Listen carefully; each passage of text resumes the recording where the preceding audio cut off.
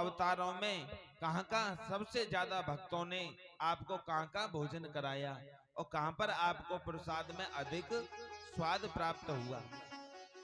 तो भगवान बताने लगे कि जब मेरा त्रेता युग में अवतार हुआ, जब मैं राम रूप में गया था, तो सबरी मैया ने मुझे बड़े भाव से बेरों को खिलाया, और जब द्वापर युग में मैं आया तो विदुरानी ने मुझे बड़े भाव से केले के छुक्कलों को खिलाया। उद्धव जी ने जो प्रसंग पूछ लिया, नेत्र सजल होकर बताने लगे, मैंने तो विदुरानी के घर जाकर केले के छुक्कलों को पाया है। कहने का भाव स्पष्ट यही है, परमात्मा केवल भाव के भूखे होते हैं। उद्धव ने ये प्रसंग पूछा है कि बहुत ज्यादा केवल भगवान किसी कौन गोरा है, कौन काला है, कौन अमीर है, कौन गरीब है, इन बातों से कोई संबंध नहीं रखते हैं। केवल भगवान तो केवल भाव देखते हैं। लेकिन एक दिन विदुर जी मिलने से उस समाचार को अवश्य मिले। तो एक दिन की बात है, विदुर और उद्धव जी का मिलन सरस्वती नदी के किनारे होता है। आपस में दोनों भक्त आमने सामने हो जाते हैं, तो मन में विचार करने लगे। कैसा मन में विचार कर रहे हैं? सरस्वती नदी के किनारे दोनों भक्त खड़े हैं, एक ज्ञानी भक्त है और दूसरा नीति भक्त है। तो दोनों आपस में खड़े होकर विचार कर रहे हैं, हे उद्धव, तुमने कौन सा कर्म किया है जो भगवान के चरणों में आपको ऐसा सौभाग्य पाया है कि द्वारकाधीश के चरणों में आप बैठते हो। और उद्धव विदुर को देखकर ये कहते हैं, हे विदुर, तुमने ऐसा कौन सा सत्कर्म किया कि द्वारकाधीश अपने महल में बैठ के तुम्हें याद करता है? ये कैसी विचित्र बात है। ये कौन सा नेम है जो स्वयं द्वारकाधीश आज अपनी द्वारका में बैठे बैठे आपका चिंतन करते हैं। और विदुर कहते हैं, हे उद्धव, तुमने कौन सा कर्म किया है जो हर समय तुम्हें द्वारकाधीश की सेवा और द्वारकाधीश का दर्शन होता है।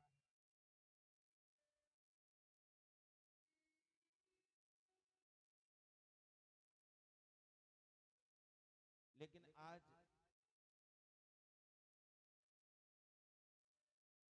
दोनों भक्त मिलते हैं और दोनों आदरणीय सुखदेव कहते हैं, उद्धव जी जब विदुर जी से मिले हैं तो विदुर जी ने उद्धव को, दोनों का कंठ अवरुद्ध हो गया, परिस्थिति दोनों की अलग अलग हो गई। उद्धव कहते हैं, कृष्ण की बाल लीलाओं का जरा मुझे किशोर चरित विदुर जी आप सुनाइए।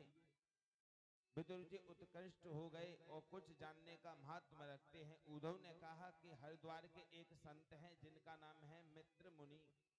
मित्र मुनि ब्राह्मण हैं और विदुर जी दासी के पुत्र हैं। कि जात पात पूछे नहीं कोई, हरि को भजे सो हरि को होई। परमात्मा किसी जाति से संबंध नहीं रखते हैं, किसी बिरादरी से संबंध नहीं रखते हैं। आज सुखदेव जी कहते हैं, मित्र मुनि बोले, आज इस गरीब की परण कुटी में आपका आगमन कैसे हुआ? विदुर जी ने कहा, भगवान, मैं शास्त्रों में कोई शंका रखने का प्रयास नहीं करता, केवल मेरी भगवान की बाल लीलाओं की सुनने की इच्छा है कि मुझे जरा ये बताओ, सृष्टि में परमात्मा कैसे बनाते हैं? सृष्टि में किसी को सुख होता है, किसी को दुख होता है, ये कैसी भगवान की माया है, ये कैसी परमात्मा की लीला है?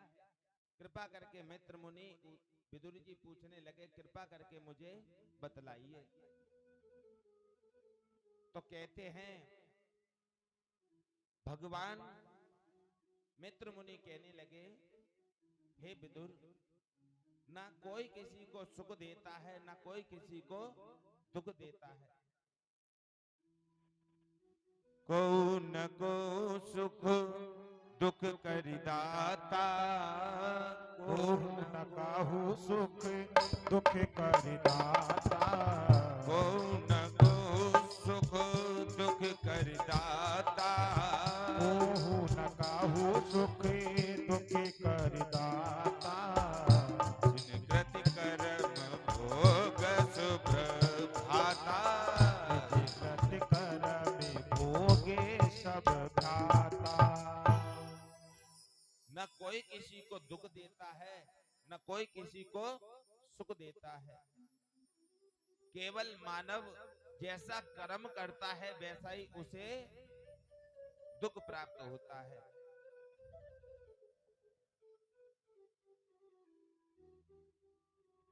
जो जैसा कर्म करता है उसे वैसा ही भोगने के लिए प्राप्त होता है। लेकिन महाराज, भगवान के अवतारों में 12वें अवतार हुआ है, जिस अवतार में भगवान ने सुगर का रूप धारण किया है। सुखदेव कहते हैं, राजन, कश्यप ऋषि महाराज की 13 पत्नियां हैं। इन 13 पत्नियों में दीति सबसे बड़ी हैं। एक दिन दीति कश्यप ऋषि से कहा कि जितनी भी मेरी बहनें हैं सब पुत्रवान हैं, लेकिन मेरे अभी तक कोई पुत्र नहीं हुआ, मुझे भी पुत्र चाहिए। कश्यप ऋषि ने कहा, देवी, सायंकाल का समय है, इस समय संभोग करना अच्छा नहीं होता। भगवान अपने शिव परिवार गढ़ सहित पूरी सृष्टि का इस पृथ्वी का चक्कर लगाते हैं, लेकिन दीति नहीं मानी और ऋषि को परेशान करना प्रारंभ कर दिया। कश्यप ऋषि के साथ संबंध किया, तुरंत हाथ में जल लिया और अपनी पत्नी को श्राप देकर कहा, तूने देवी मुझे विवश किया है, मैं तुझे श्राप देता हूं, तेरे गर्भ से जो संतान होगी वो दोनों की दोनों राक्षस होंगे। ये श्राप की जैसे ही बात दीति ने सुनी और हाथों को जोड़कर ऋषि के चरणों में गिर गई, स्वामी मुझे क्षमा करो, अगर मेरे पुत्र दोनों राक्षस होंगे तो इस पृथ्वी पर तबाही कर देंगे, ऐसे पुत्र मुझे नहीं चाहिए। कश्यप ऋषि कहने लगे, देवी, तेरी प्रार्थना से बस मैं तुझे इतना वर देता हूं, तेरे जो दोनों पुत्र होंगे उनका उद्धार करने के लिए श्री हरि को अवतार लेकर इस पृथ्वी पे आना होगा। दीति बड़ी प्रसन्न हुई कि मेरे पुत्रों का उद्धार करने के लिए नारायण हरि को इस पृथ्वी पे आना होगा। लेकिन अब दीति के गर्भ में दोनों बालक आ गए हैं। कश्यप ने दीति से कहा, तुम्हारा जो पुत्र होगा वो बड़ा गुणवान होगा, जिसका नाम प्रहलाद होगा, शीलवान होगा, बड़ा तेजस्वी होगा। लेकिन अब क्या हुआ, दीति के गर्भ में जब दोनों वे पुत्र आ जाते हैं, वो कोई और नहीं भगवान के पार्षद हैं, जिनका नाम जय और विजय था। सनत कुमार एक दिन घूमने के लिए भगवान नारायण के दर्शन करने के लिए गए।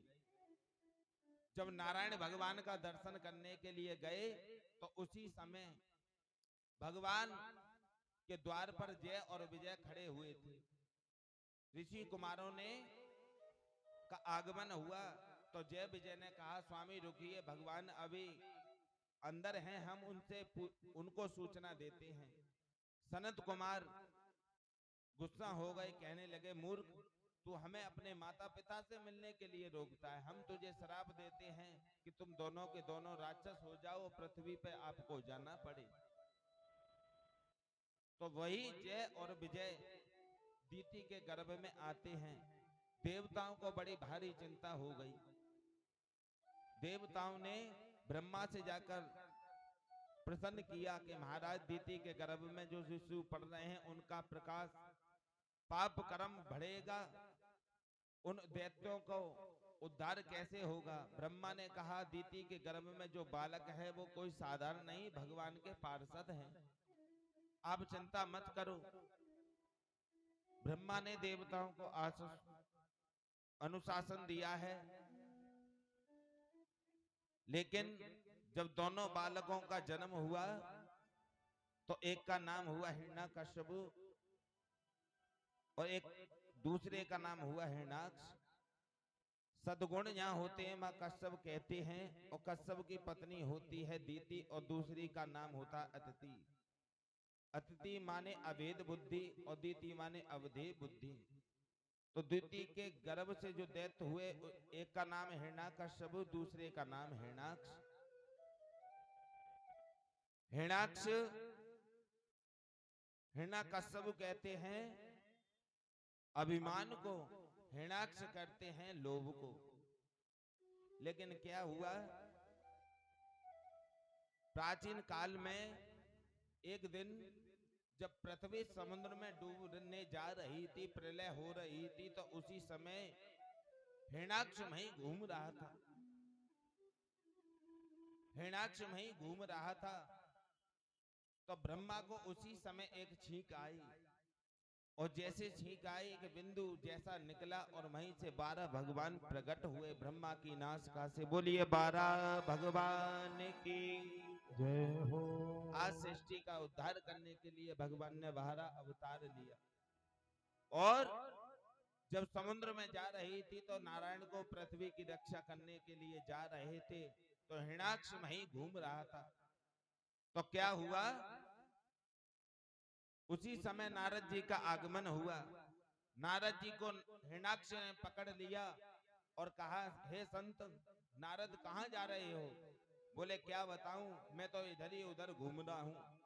कहाँ घूम रहे हो? बोले मेरे एक काम कर दो। हिरण्याक्ष बोला नारद जी से, प्रभु मेरा एक काम कर दीजिए। कौन सा काम? महाराज मेरी बाजुओं में बड़ी तेजी से खुजली हो रही है, मेरे साथ युद्ध करो। हिरण्याक्ष कहने लगा, मेरे साथ नारद आपको युद्ध करना होगा। उसी समय नारद जी बोले, भैया मुझे तो युद्ध करना आता नहीं, मुझे परेशान मत करो, मेरा मार्ग मत रोको, मुझे जाने दो। कि नहीं कुछ भी हो जाए, मेरी तो बाजुओं में बड़ी तेजी से खुजली आ रही है और मैं तुम्हें ऐसे नहीं जाने दूंगा। बोले मैंने कभी अपने जीवन में भैया कभी युद्ध किया नहीं, तो मैं तुझसे क्या युद्ध करूं, मुझे तो युद्ध करना नहीं आता। नारद जी से कहा हिरण्याक्ष ने, फिर तुझे क्या आता है बता मुझे।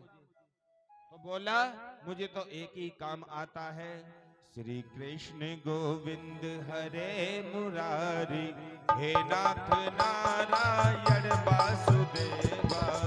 कृष्ण गोविंद हरे मुरारी, हे नाथ नारायण वासुदेवा। हे नाथ नारायण वासुदेवा, हे नाथ नारायण वासुदेवा। हे नाथ नारायण वासुदेवा, हे नाथ नारायण वासुदेवा। कृष्ण गोविंद हरे मुरारी, हे नाथ नारायण वासुदेवा। कृष्ण गोविंद हरे मुरारी, हे नाथ नारायण वासुदेवा। चितवा में स्वामी सखा हमारे, चितवात स्वामी सखा हमारे। हे नाथ नारायण वासुदेवा। कृष्ण गोविंद हरे मुरारी, हे नाथ नारायण वासुदेवा। हे नाथ नारायण वासुदेवा। हे नाथ नारायण वासुदेवा। हे नाथ नारायण वासुदेवा। हे नाथ नारायण वासुदेवा। बोलिए 12 भगवान की जय हो। अब नारद जी कहने लगे, मुझे तो केवल इस भजन के सिवा और आगे की कोई क्रिया करनी नहीं आती भैया, मुझे मार्ग में जाने दो। तो उसी समय 12 भगवान पृथ्वी को अपने नासिका के दांत पर रख के ला रहे थे ऊपर। पृथ्वी की रक्षा करने के लिए 12 भगवान का अवतार हुआ, उसे लेकर आ रहे थे। तो नारद जी की नजर भगवान के ऊपर पड़ गई। तो उसी समय कहने लगे, एक बात बता भैया, अगर तेरे लिए कोई लड़ने वाला मैं ढूंढ दूं तो तू उसके साथ युद्ध करोगे? बोले चाहे कोई भी हो, सब चलेगा, किसी को ला कि देख वो बाहर जा रहा है, उसे पकड़ ले। हिरण्याक्ष ने जैसे ही 12 भगवान को देखा, अपनी गदा को लेकर आ गया और भगवान को छेड़ना प्रारंभ कर दिया। भगवान को छेड़ना प्रारंभ कर दिया। भगवान ने अपने दोनों हाथों से गदा को उठाया और घुमाकर हिरण्याक्ष के सिर पर मारा। उसका मस्तक फट गया और हिरण्याक्ष मर गया। बोलिए 12 भगवान की जय हो। हिरण्याक्ष मर गया और उस सृष्टि का दोबारा से संचार करने के लिए परमात्मा ने ऊपर की ओर रख दिया। जब पृथ्वी फिर से दोबारा उनको दे दिया, लेकिन क्या हुआ, पृथ्वी के मन में अभिमान आ गया। जब पृथ्वी के मन में अभिमान आया, और कैसा आया, मन में विचार करने लगे कि इस सृष्टि की रचना करने के लिए, मेरी रक्षा करने के लिए परमात्मा बारंबार आता है, बार बार आता है अवतार लेकर, तो मैं फिर से जाती हूं, इसे आना ही होगा। मन में पृथ्वी के अभिमान आ गया। लेकिन बार बार जब परमात्मा मेरी रक्षा के लिए आता है तो पृथ्वी के मन में अभिमान हो गया। जब पृथ्वी के मन में अभिमान आया तो भगवान ने क्या हुआ, फिर से वह पृथ्वी पाताल में जाने लगी अपने अभिमान के कारण। भगवान ने क्या काम किया, एक पावन धरा पर, यहाँ पर तुलसी के वनों का वन लगा हुआ है, सुंदर सुंदर वृक्ष लगे हैं, नीले पीले कमल खिले हैं, यमुना कलकल करके बह रही है और बड़ी पावनी उस धरा पर भगवान महाविराजमान अपनी मुरली की सुरों को तान छेड़ रहे हैं। पृथ्वी सोचने लगी, मेरा तो सारा शरीर समुद्र में डूबती जा रही है, लेकिन ये कौन सी पृथ्वी का मेरा भाग रह गया कि डूबता ही नहीं। उसी समय देखा, उसी समय दौड़ा दौड़ा चारों धामों का से जो निराला है वो वृंदावन है। भगवान श्री कृष्ण कहते हैं, पृथ्वी तेरे मन में बड़ा अभिमान है, अगर तू डूबना चाहती है तो डूब जा, लेकिन ये मेरा पावन वृंदावन कभी भी, जब प्रलय काल भी होगा तो ये लोग कभी लय नहीं हो सकता। ये मेरा पावन धाम है। प्रागो तीर्थों का राजा प्रयागराज भी आ गया। महाराज, तुमने इस सृष्टि का राजा मुझे बनाया, लेकिन अपने धाम का तुमने राजा नहीं बनाया। भगवान कहने लगे, मैंने तुझे सारी सृष्टि का प्रयागराज तुम्हें राजा बना दिया, लेकिन मैं अपने घर का राजा तुम्हें थोड़ी बना सकता हूँ। ये तो मेरा पावन वृंदावन धाम है। बोलिए वृंदावन धाम की जय हो। आज हम भी कथा के माध्यम से वृंदावन मार्ग में चलते हैं। सभी भक्त तालियां बजाएं और आराम से गाएंगे, और सब साथ साथ गाएंगे भी, तालियां भी बजाएंगे। हो चलो मन वृंदावन की ओर, चलो मन वृंदावन की ओर, चलो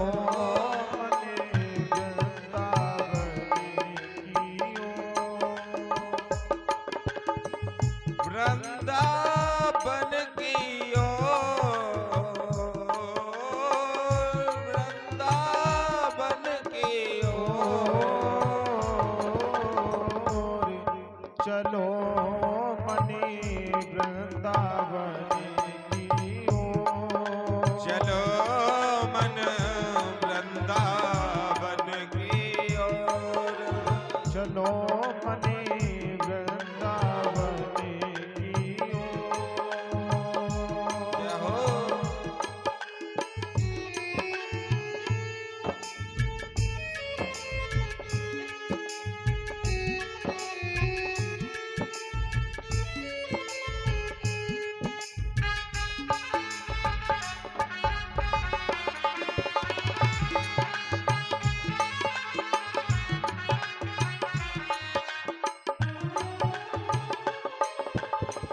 रसिक संत यहाँ वास करत है। रसिक संते जहाँ वास करते हैं। रसिक संत यहाँ वास करत है। रसिक संते जहाँ वास करते हैं। रसिक संत यहाँ वास करत है। रसिक संते जहाँ वास करते हैं। नाचत नवल किशोर, नाचते नवल किशोर।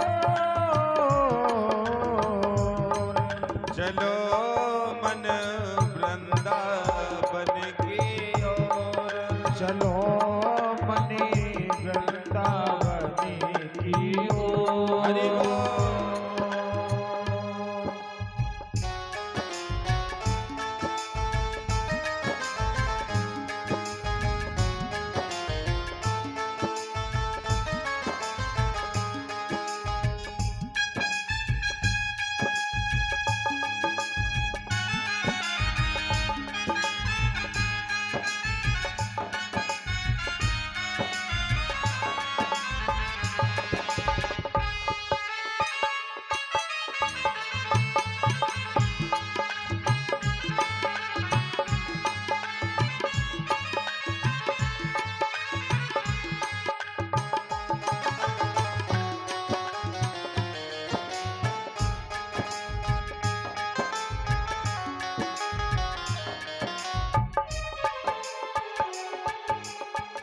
वृंदावन में यमुना किनारा।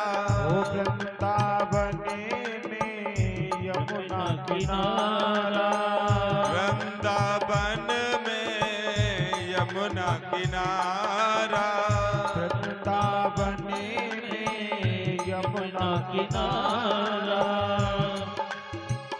वृंदावन में यमुना किनारा।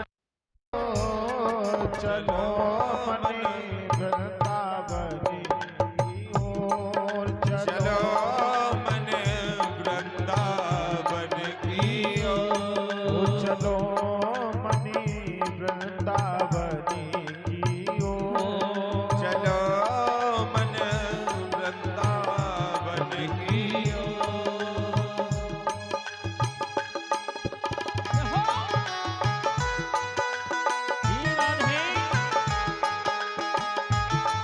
चलो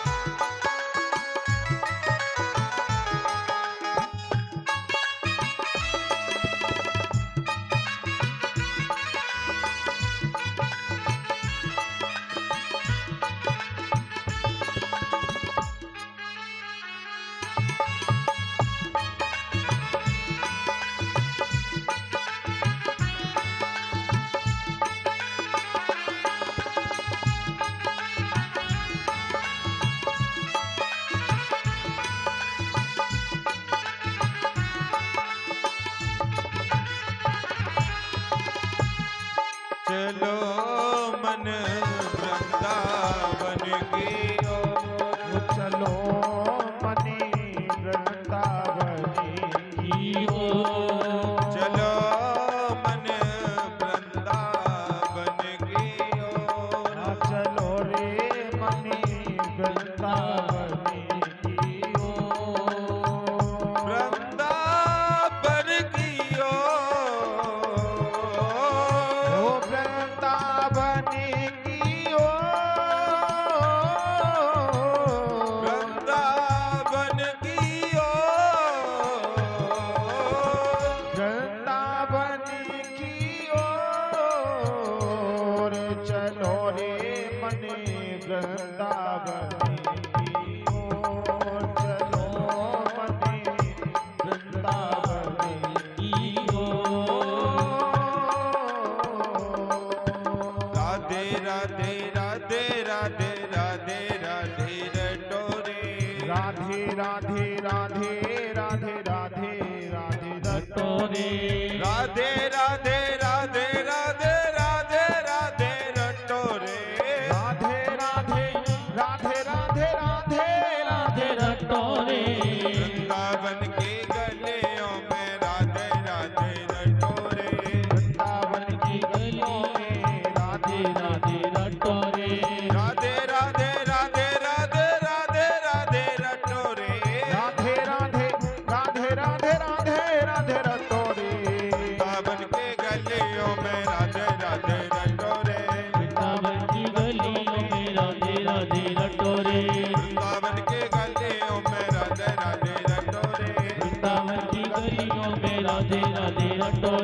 वृंदावन की गलियों में राधे राधे रटो रे, वृंदावन की गलियों में राधे राधे रटो रे, वृंदावन की गलियों में राधे राधे रटो रे। ओ चलो मनी वृंदावनी की ओर। बोलिए भागवत महापुराण की, सुखदेव भगवान की, परीक्षित जी महाराज की। आज भगवान ने सारी सृष्टि का दोबारा से पृथ्वी को, हमारी इस पृथ्वी को लाए हैं। लेकिन सज्जनों, ब्रह्मा जी के और भी पुत्र हुए। सतानंद सनत कुमारों ने तो पहले ही कह दिया ब्रह्मा जी से, हमें तो विरक्त रहना है, वैरागी को धारण करना है, हमें विवाह नहीं करना है। लेकिन एक और ब्रह्मा जी के पुत्र हुए जिनका नाम है कर्दम ऋषि। कर्दम ने, जिसने अपनी इंद्रियों को दमन किया हो उसे कर्दम कहते हैं। कर्दम ऋषि ने भी वन में चले गए हैं। ब्रह्मा ने कहा, बेटा कभी कभी ज्ञान वैराग की बातें करना बहुत आसान होता है, लेकिन इन मार्गों में चलना बड़ा कठिन होता है, इसलिए तुम भी शादी कर लो। कर्दम जी बोले, पिता मैं शादी नहीं कर सकता, मुझे भी वैराग मार्ग में ही जाना है। मेरे किसी भाई ने शादी नहीं की तो मैं भी शादी नहीं करूंगा। कर्दम ऋषि जी सीधे वन में आकर बैठ गए हैं और वन में अपनी पर्ण कुटी को बनाया है, साधना में लीन हो गए हैं। जब साधना तपस्या शुरू कर दी है और जब धीरे धीरे तपस्या में लीन हो गए तो वृद्ध अवस्था को प्राप्त हो गए, तो समाधि टूटी।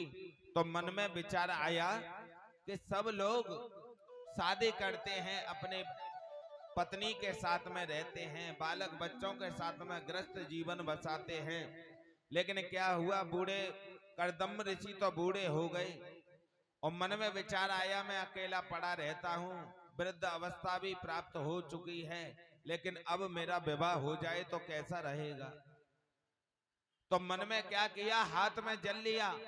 कर्दम ऋषि ने हाथ में जल लेके संकल्प किया कि भगवान जो भी मैं तप कर रहा हूँ, पूजा कर रहा हूँ, इसके बदले में मुझे क्या चाहिए, मेरा विवाह हो जाए। आज कर्दम ऋषि ने संकल्प ले लिया और तपस्या को शुरू कर दिया।